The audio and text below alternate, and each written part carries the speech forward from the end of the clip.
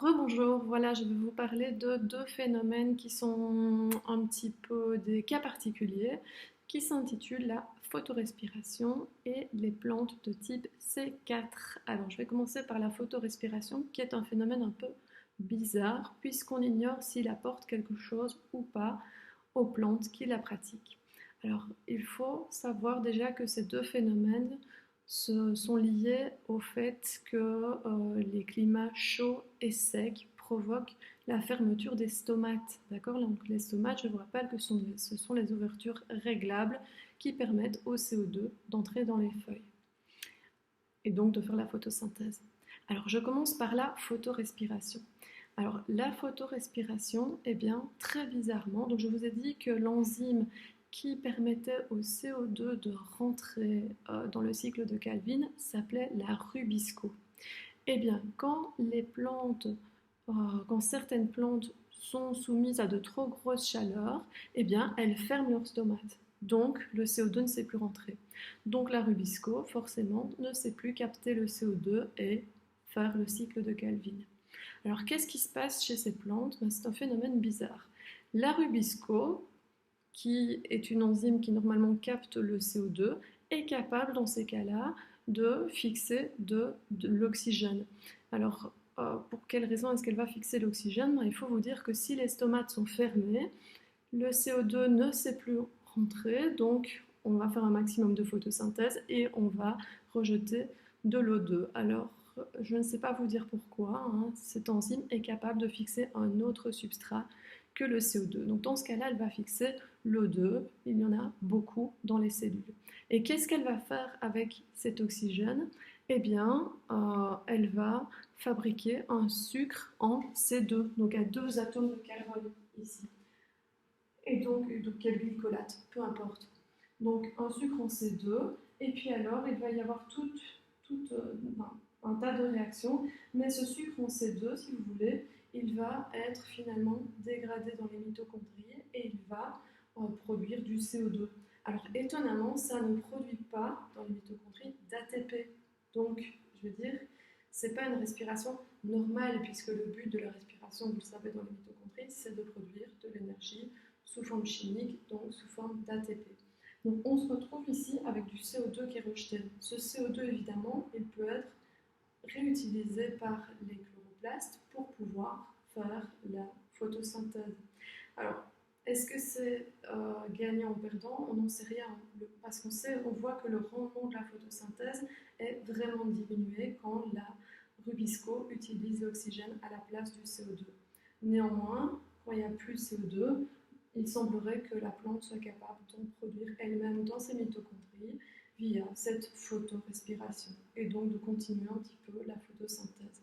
Est-ce que ça sert à quelque chose? Je vous ai dit, c'est un gros point d'interrogation. Donc c'est un cas très particulier. D'accord? Autre cas particulier, les plantes en C4. Donc on a parlé des plantes en C3 jusqu'à présent parce que le premier composé fabriqué était un sucre à 3 atomes de carbone. Alors il faut savoir que ces plantes en C3 sont les premières apparues sur Terre, donc les plus primitives, alors que les plantes en C4 sont apparues plus tard et elles semblent mieux adaptées à des hautes chaleurs. Okay? Donc, il faut se dire encore une fois que lorsqu'il y a trop de chaleur, les stomates se referment. Donc, le taux de CO2 diminue fortement dans les feuilles. Eh bien, ces fameuses plantes en C4, elles ont une enzyme supplémentaire qui s'appelle la PEP carboxylase et qui a une plus grande affinité pour le CO2 que la rubisco. Donc, la PEP carboxylase, eh bien, elle va, dans certaines cellules de la feuille, elle va capter le CO2 à partir d'un sucre ici à 3 atomes de carbone, le PEP, le phosphoénolpyruvate, peu importe. Et donc on va avoir ici une molécule en C4. D'accord? Donc voilà pourquoi on parle de cycle en C4. Et donc ce cycle va produire du malate ou d'autres composés à 4 atomes de carbone. Et ensuite, eh bien, ce composé à 4 atomes de carbone va aller vers le lieu de la photosynthèse, vers les chloroplastes, va cheminer donc de cellule en cellule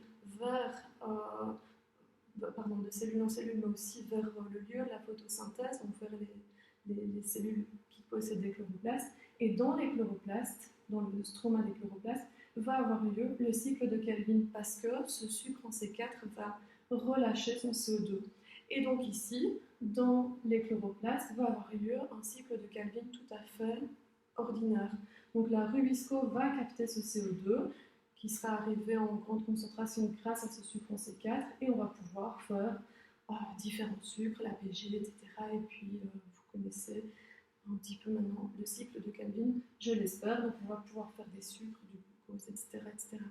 Donc ça, c'est une vraie adaptation qui semble nécessaire sous des climats chauds et secs. Et là, on comprend vraiment bien l'utilité de ce cycle. Donc ça doit être visiblement une adaptation face à des conditions climatiques extrêmes, extrêmement chaudes, et qui est apparu plus tard. Donc ça doit être le résultat, voilà ce que je voulais dire, le résultat de l'évolution. Donc ça, c'est ce qu'on appelle le cycle en C4, puisque notre cycle de Calvin est précédé d'un autre cycle où on fabrique des sucres avec 4 atomes de carbone grâce à une enzyme qui n'existe pas chez les autres plantes, qui s'appelle la PEP carboxylase. Voilà, ensuite, je vous ai dit, c'est la Rubisco qui va permettre le cycle de Calvin tout à fait ordinaire. Je m'arrête là, donc je vous ai dit 2 cas particuliers, photorespiration et les plantes en C4. C'est plutôt 2 remarques, essayez de les comprendre et je serai très heureuse. Bonne journée à tous et bon courage.